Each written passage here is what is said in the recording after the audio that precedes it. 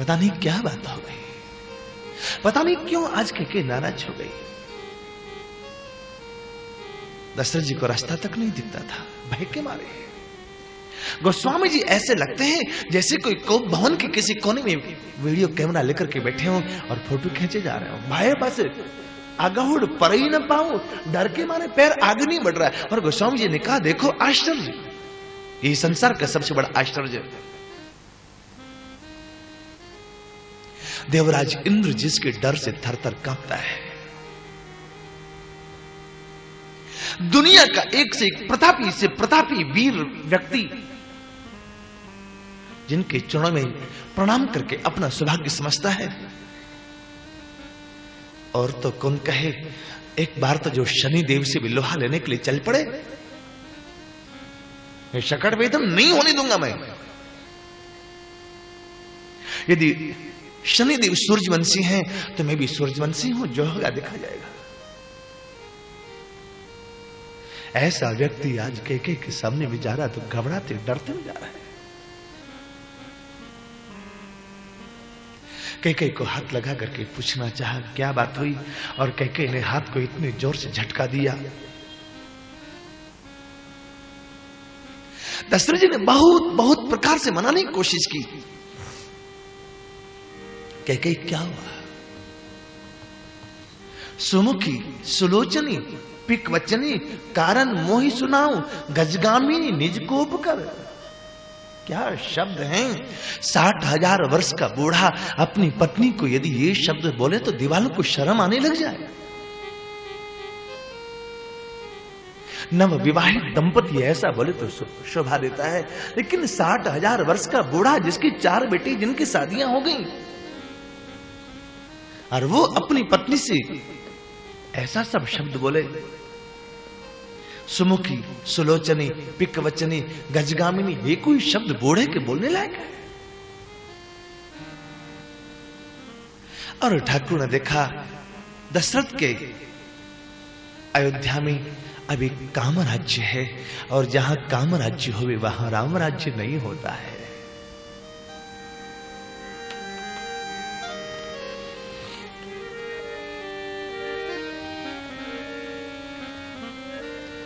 जहां राम तहां काम नहीं, जहां काम नहीं राम, तुलसी कैसे रह सके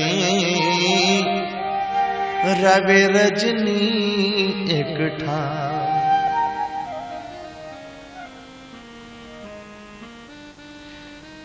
कि कहीं तुम्हें पता है आज तुम्हारा मन भाया हो रहा है। भामिनी भयऊ तोर मन भावा, घर घर नगर आनंद बधावा। भामिनी आज तेरा मन भाया हो रहा है। तुमने मुझे कितनी बार कहा, याद है? राम को राजतिलक, और ये सुनते लगता था जैसे नख से सिर तक एकदम जहर लहर गया उसके शरीर में, 440 वोल्ट का करंट झटका मार गया। लेकिन अभिव्यक्ति नहीं की है। स्त्रे चरित्रम पुरुषस्य भाग्यम, नीतिकारों ने कहा देवो न जानाति कुतो मनुष्य। देवता नहीं जानता है, मनुष्य की तो क्या बात है। तू बता आज इतनी उदास क्यों है? राम का कल राजतिलक होने वाला, तू उदास है। तू जो चाहे वो मैं तुम्हें दूं, बोल। कहू कई रंग कई करो नरेशु, कहू की नृपति का स्वदेशु, सकवु तूर अरि अमरि उमारी, काह कीट बपुरे नर नार। किसने तेरा अपमान किया, किसने तेरा कुछ किया है? तू हुक्म तो करके देख। बोल, किस गरीब को राजा बना दूं? किस राजा को देश निकाला दूं? किस अमर को मार के उसके प्राण निकाल लूं? आज तेरे को जो मांगना हो सो मांग। और कैकेयी ने कहा, ये चुप करो ना, क्यों बिना मतलब का दिमाग खराब करते मेरा? ये मांग मांग मांग मांग शब्द हजारों बार मैं सुन चुकी, आज कोई पहली बार नहीं सुन रही, बहुत बार सुन चुकी। कभी आप नहीं दिया? बहुत बार कह चुके। जब भी कोई त्योहार आता है, जब भी कोई खुशी का मौका आता है, आप झट कहते कुछ मांगने के लिए। लेकिन याद है आपने 2 वरदान मुझे मांगने के लिए कहे थे, अभी तक नहीं दिया आपने। क्या दोगे? और मैं जानते हो कितने आप दानी हैं। दशरथ जी ने कहा, बिसरी गयो मोय भोर स्वभाव, मैं तो भोला भाला हूं, भूल गया था। अरे दो के कौन के, 2 के 4 मांग मुकले हूं, 2 के बदले 4 ले लेना। कैकेयी ने कहा, 2 ही दे दो तो बहुत बड़ी बात है, 4 क्या दोगे आप? 2 वरदान तो आज तक दिए नहीं, 4 की बात करते हो। नापोगे 70 हाथ, दोगे आधी हाथ भी। दशरथ जी ने कहा, मांग। सुनो, आप देना ही चाहते हो तो फिर सुनो। सुनहु प्राण प्रिय भावत जी का, देहु एक बार भरत ही टीका, देहु एक बार भरत ही टीका। हे प्राण प्रिय, मुझे जो प्रिय लगने वाला वरदान है, पहला तो यह है, आप भरत को टीका कर दो। दशरथ जी ने अब तक यह समझा कि कैकेयी पहले बहुत बार कह चुकी कि अब हम भजन करने के लिए जाए तो राम को रास्ता लिख दे दो, लेकिन लगता है कैकेयी राम के बिना जी नहीं सकती है। इसलिए मानो अब ये कहना चाह रही है अगले शब्दों में कि भरत को तो यहां का राज संभला दो और हम लोग राम जी को लेकर के चल पड़े वन में कहीं। यही अर्थ किया। आगे ये मांगेगी, ऐसा तो दशरथ जी ने कभी सपने में कल्पना तक नहीं की थी। मांगू दूसर वर कर जोरी। अरे भाई बहन, ये दूसरा वरदान जो कैकेयी को मांगना है ना, ये दूसरा वरदान मांगने के लिए पहले उसको कितना तैयार होना पड़ा है।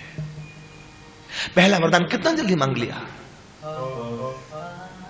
देहु एक बार भरत ही टीका, लेकिन दूसरा वरदान राम जी ने कहा इसलिए मांगना पड़ेगा, पर कलेजे को बहुत पत्थर का बनाना पड़ा है।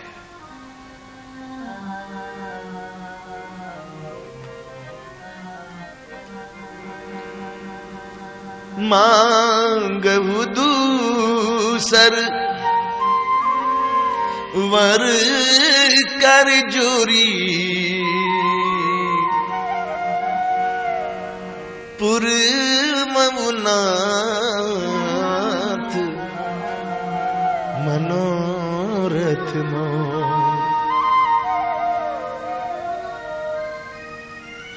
दूसरा वरदान मैं आपसे ही चाहती हूं, तापस वेश विशेष उदासी,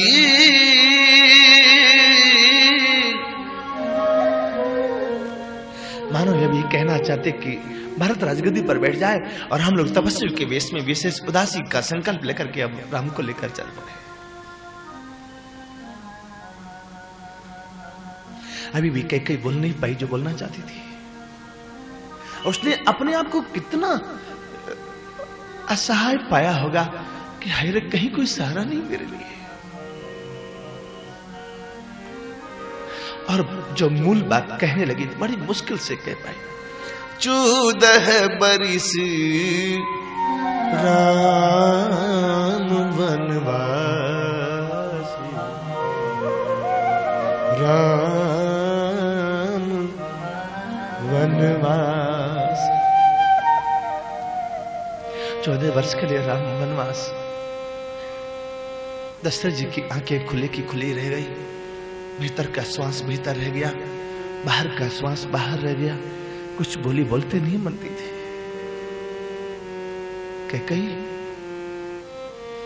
कहीं मजाक तो नहीं कर रही है? मजाक कर रही हो तो जल्दी बोल। दूसरा वरदान तुमने अच्छा नहीं लगा, पहला वरदान मुझे अच्छा लगा। मोरे राम भरत दुई आखी, सत्य कहूं करे शंकर साखी। शिव साक्षी है, मेरे लिए राम और भरत दोनों तो आंखों के समान है। मैंने तो रकुल की मर्यादा के अनुसार सोचा कि बड़े को अब तक राज तिलक मिलता आया है, इसलिए राम को मैं राजगद्दी पर बैठा दूं।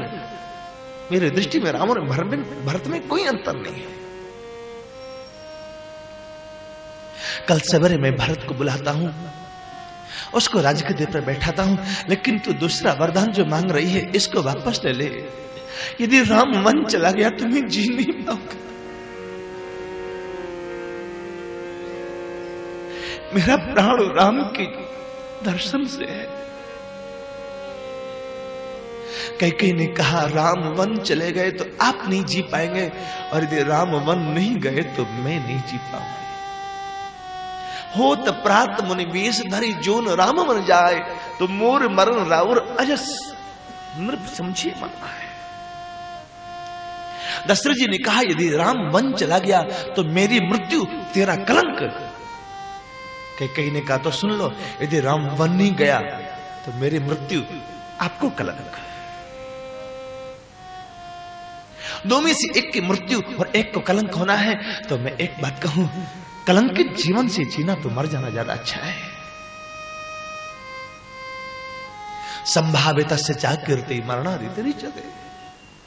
संभावित कहा अब जस लाभु, मरण कोट सम दारुण दाभु। संसार में अपमानित जीवन जी करके तो जीने से तो मर जाना कहीं ज्यादा अच्छा है।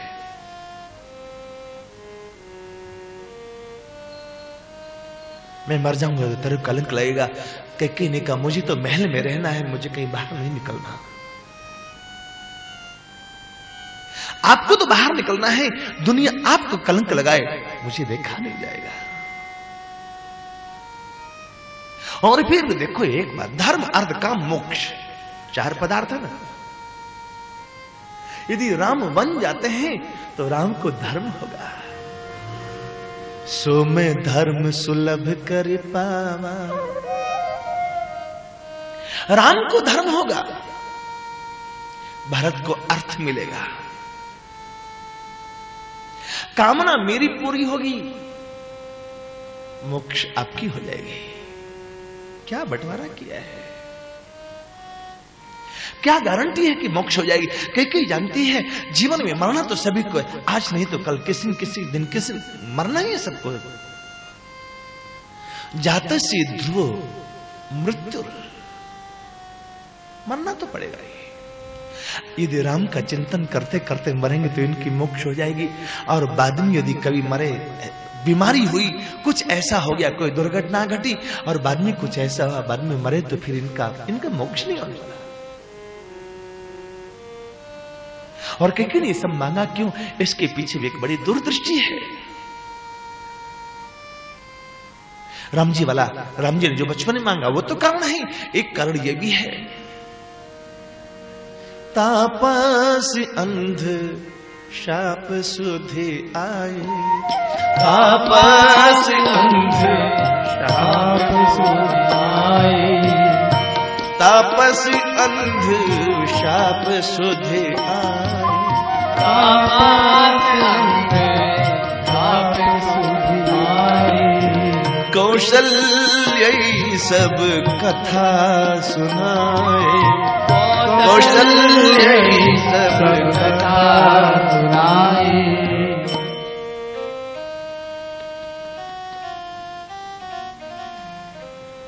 कुछ समय पहले दिल्ली में 9 दिन तक केवल कैकेयी प्रसंग ही चला। इतनी ही दूर हूं।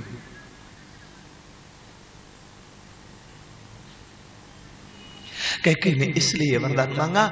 एक दिन से दशरथ जी ने कहा कैकेयी को, कैकेयी मेरा जब विवाह नहीं हुआ था, मेरे जीवन में एक बहुत बड़ा धक्का लगा था। एक व्याघ्र अयोध्या के लोगों को सता रहा था। मेरे पिताजी ने मुझे आज्ञा की थी कि किसी भी तरह से प्रजा की रक्षा करनी है, और मैंने शब्द भेदी बाण चलाना सीख लिया था। देवी हमारी अयोध्या में एक रात्रि एक अंधे तपस्विनी आए। उनका पुत्र श्रवण कुमार अपने माता पिता को कंधा पर पलकी में बैठा कर लेकर के आया था।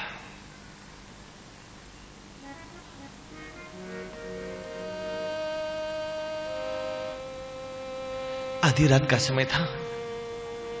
उन अंधे तपस्विनी को प्यास लगी हुई थी और वे सरजू के किनारे रुक गए थे।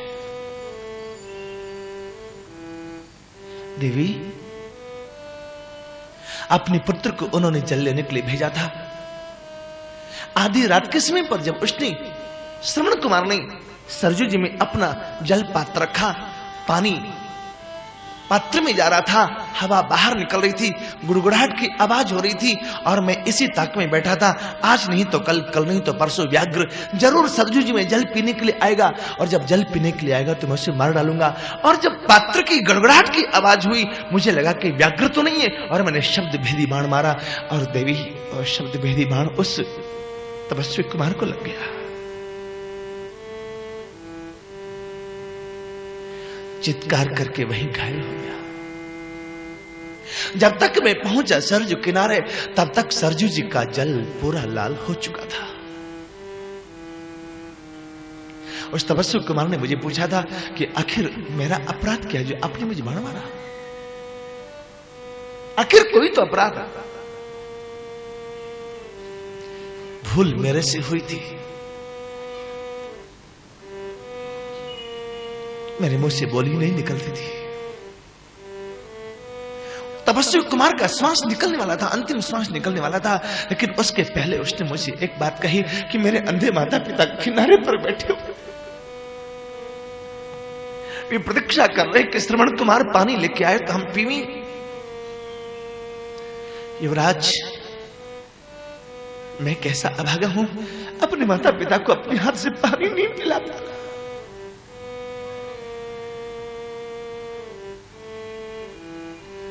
क्षमा करना, मैं आपको कष्ट देता हूं। जल्दी से मेरे माता पिता को जल पिलाना। जल पिलाने के बाद फिर बताना कि अब श्रवण कुमार नहीं रहा।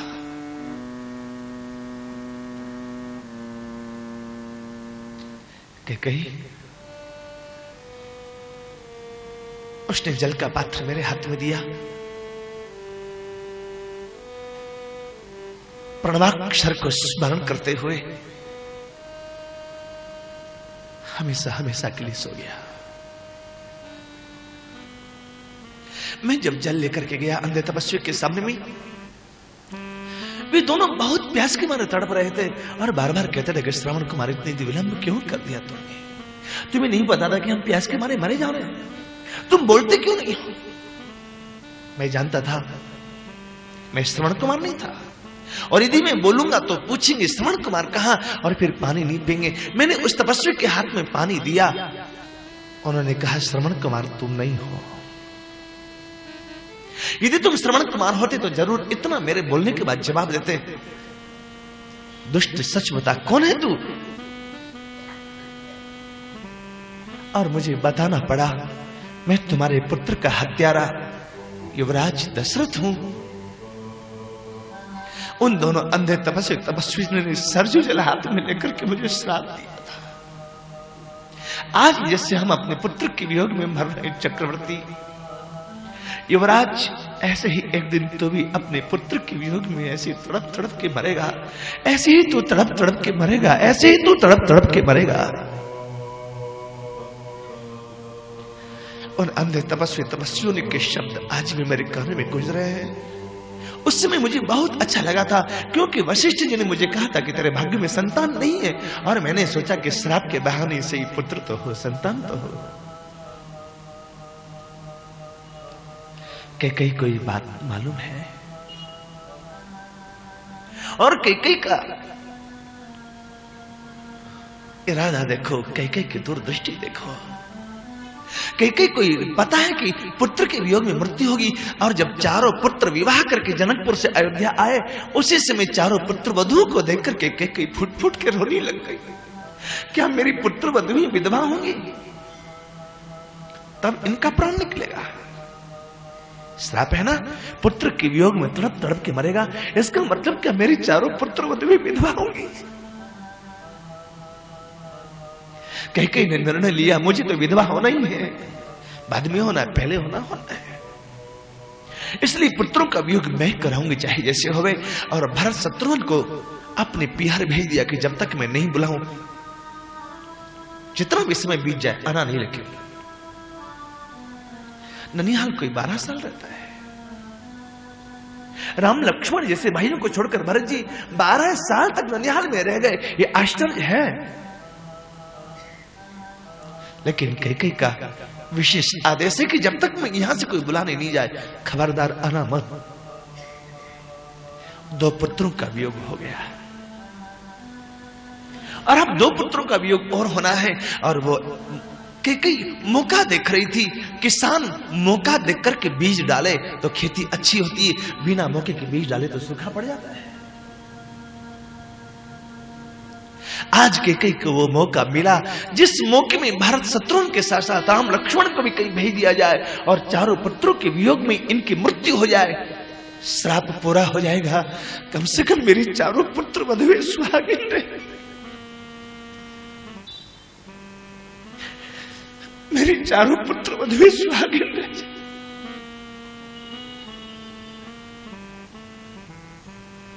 कैकेयी को कोई समझ नहीं पाया, लेकिन कितनी दूरदृष्टि है कैकेयी की। एक कारण और है ये घटना घटाने का।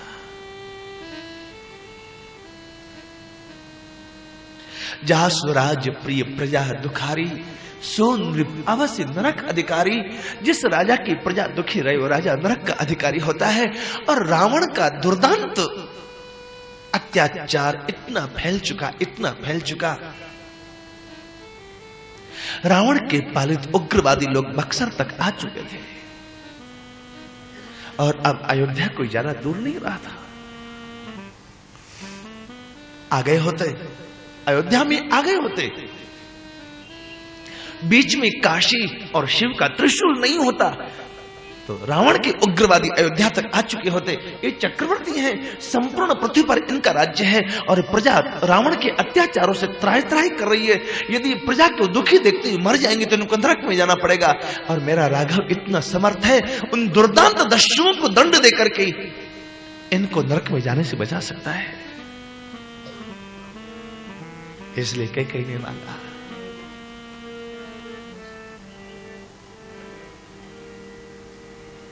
चौदह बरस राम बनवासे,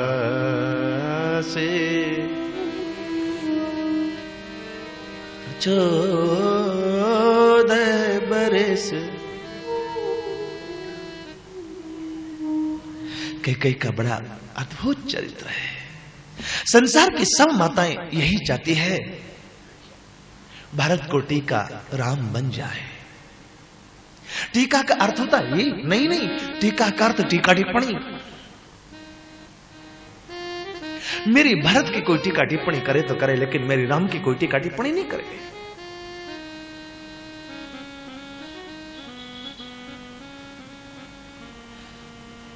कल परसों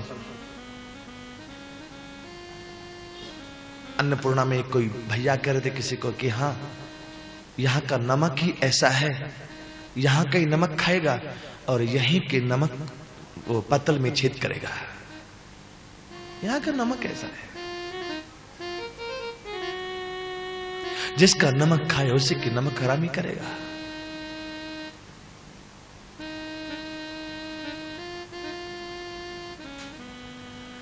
हम किसी को कितना भी घी पिला दें, लेकिन फिर भी लोग शिकायत ही करेगा कि ऐसे, फिर भी शिकायत करेगा। कई को लगा कि कोई भरत की टीका करे तो करे, लेकिन राम की टीका नहीं करे। पर लिखा है नसीब में, तो कोई क्या करेगा। आखिर धोबी ने की, रामो ना हम भजे पुनः, क्या बिगाड़ा था राम जी ने धोबी का। कोई भाई बंधु का बंटवारा था, कोई संपत्ति छीन ली थी, क्या किया था।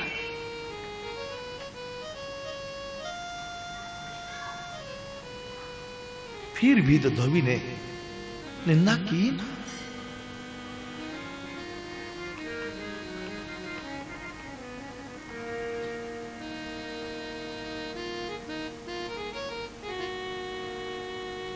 कई ने यही चाहा, भारत की टीका टिप्पणी कोई करे तो करे, लेकिन राम की टीका टिप्पणी कोई नहीं करे। तब राम बन जाए अर्थात वो अर्थ वो तो है ही, दूसरा अर्थ है राम कुछ बन जाए, बिगड़े नहीं, बन जाए। और व्यक्ति बनता कब है, जब किसी संत के चरण में बैठता है, तब कुछ बन पाता है। इसलिए हमारे यहां पुरानी प्राचीन परंपरा रही, बच्चों को हम लोग किसी संत के चरण में अर्थात गुरुकुल में भेजते थे कि वहां जाकर के पढ़ो। जंगल में किसी संत के चरणों में रह करके पढ़ेगा तो जीवन में कुछ बन के आएगा। आज जब मास्टर को नौकर बना करके घर बुलाते हैं, उसको तनख्वाह देते हैं, वो भी हमारे बच्चों को उतना ही पढ़ाता जितने से कहीं बच्चे नौकर बन सके। चाहे प्राइवेट सेक्टर में नौकर बन जाए, चाहे गवर्नमेंट सेक्टर में नौकर बन जाए, मास्टर भी उतना ही पढ़ाता है बच्चों को जितने से कहीं वो नौकर बन सके, मालिक बन सके, ऐसा नहीं पढ़ाता है। पहले गुरुकुल में जाया जाता था, किसी संत के चरण धूल में अपना जीवन यापन किया जाता था। उसका परिणाम यह होता था कि बच्चे कुछ बन के निकलते थे। इतिहास के पन्नों में स्वर्ण अक्षर में उनका नाम लिखा जाता था। और कई ने निर्णय लिया कि ये यदि वन में जाए और वहां संतों के चरण में बैठे तो जरूर कुछ बन जाएगा। मुनिगण मिलन विशेष बन, राम जी ने कहा सब ही भांति हित मोर, तेई मह पितु आयसु बहुरी, सम्मत जननी तो।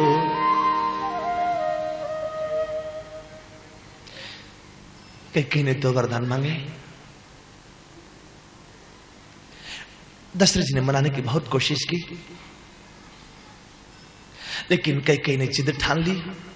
हो त प्रात मुनि वेश धरी, जो न राम वन जाए, मोर मरण राहुर अजस। ठीक से आप समझ लें इस बात को। अब तो दो में से एक को मरना पड़ेगा, एक को कलंकित जीवन लेके जीना पड़ेगा। और कई को तो कलंकित जीवन जीना पड़ेगा, क्योंकि बचपन में एक संत का श्राप जो मिला था, पद्म पुराण की कथा है। महात्मा सोए हुए थे, दाढ़ी मूछ काले काले, बाल काले काले, मुंह बड़ा गोरा गोरा था। और कई बचपन में बहुत छोटी अबोध शिशु, कुछ समझती नहीं थी, और उसने कलर मैच करने के लिए कोयला घिस करके मुंह पर कालिक पोत दी थी।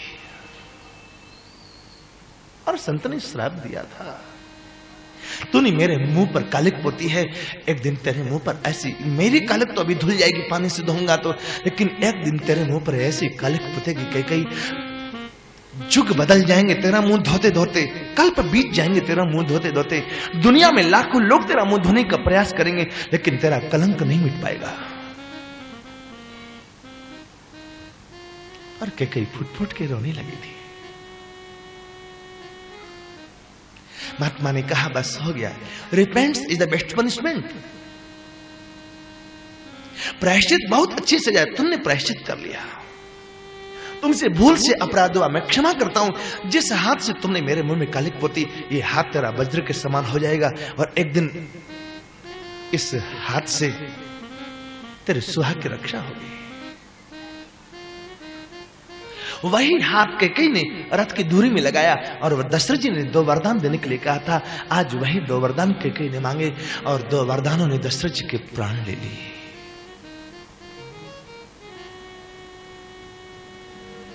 हठीले तूने ये क्या वर मांगा, हठीले तूने क्या वर मांगा, कैकेयी तूने ये क्या वर मांगा, कैकेयी तूने ये क्या वर मांगा, अभागिन तूने ये क्या वर मांगा, अभागिन तूने ये क्या वर मांगा,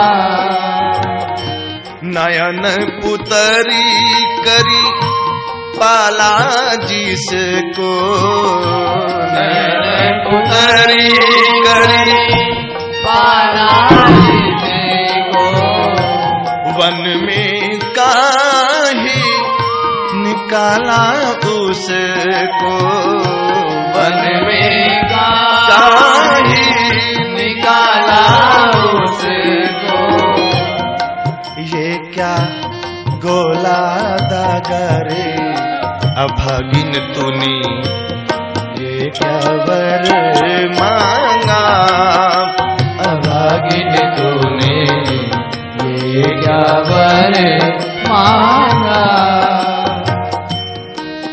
या तो आज तक मैं झूठ सुनता रहा, या तो आज तू झूठी हो गई।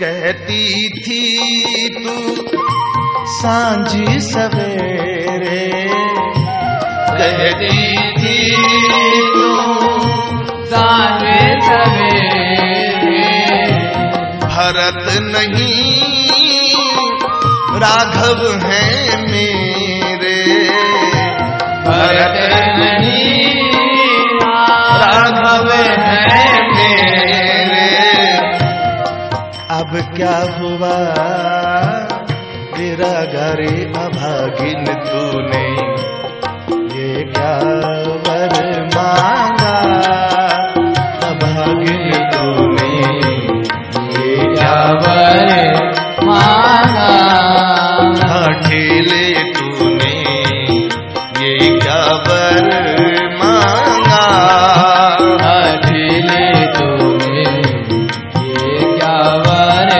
मांगा। बोलते बोलते दशरथ जी ने कैकेयी के दोनों पैर पकड़ लिए।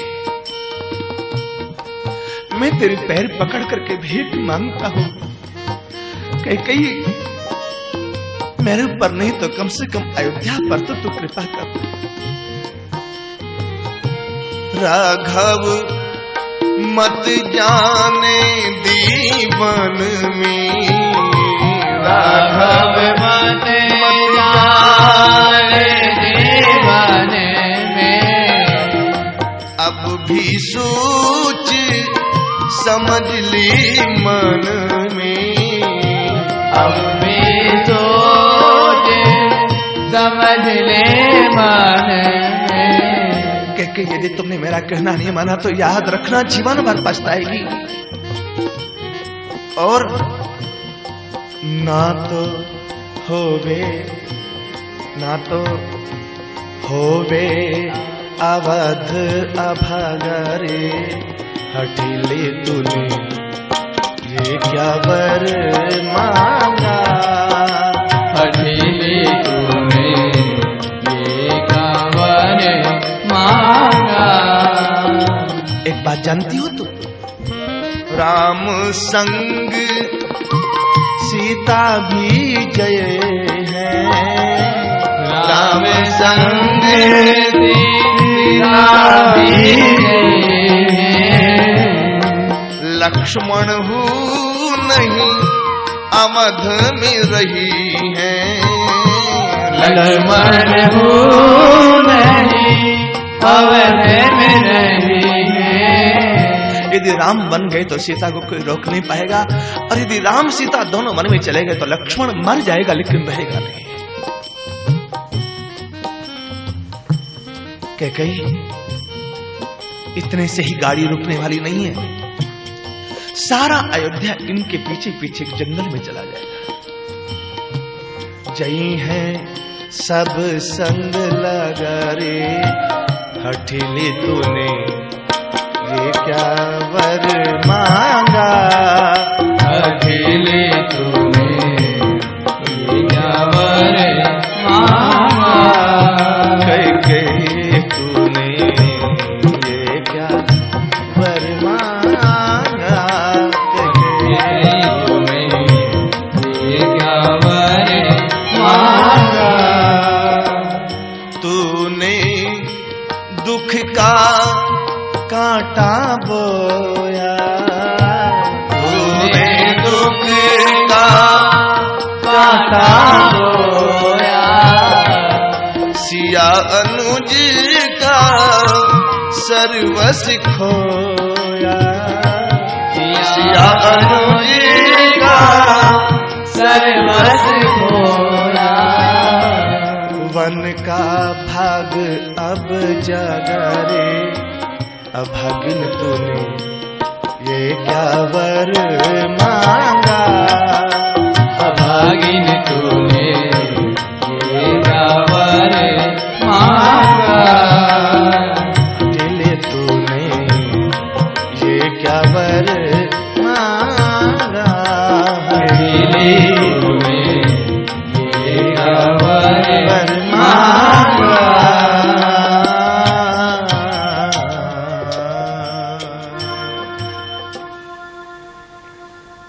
बड़ भागी वन अवध अभागे, जहि रघुवंश तिलक तुम त्यागे। रात भर दशरथ जी प्रार्थना मिन्नतें करते रहे, लेकिन कैकेयी टस से मस नहीं हुई। उसके ऊपर कोई असर नहीं पड़ा। अयोध्या के लोग आधे से राजमहल के बाहर में एकत्रित हैं। अब कोई खबर अब कोई खबर आए, ये हुआ क्या आज? सूर्योदय होने की तैयारी हो गई थी। पछिले पहर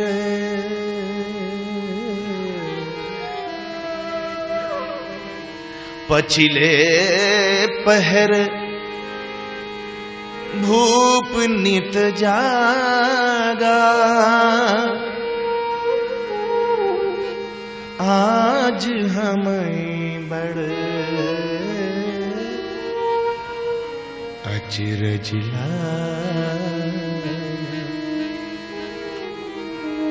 आज हमें बड़ अचरज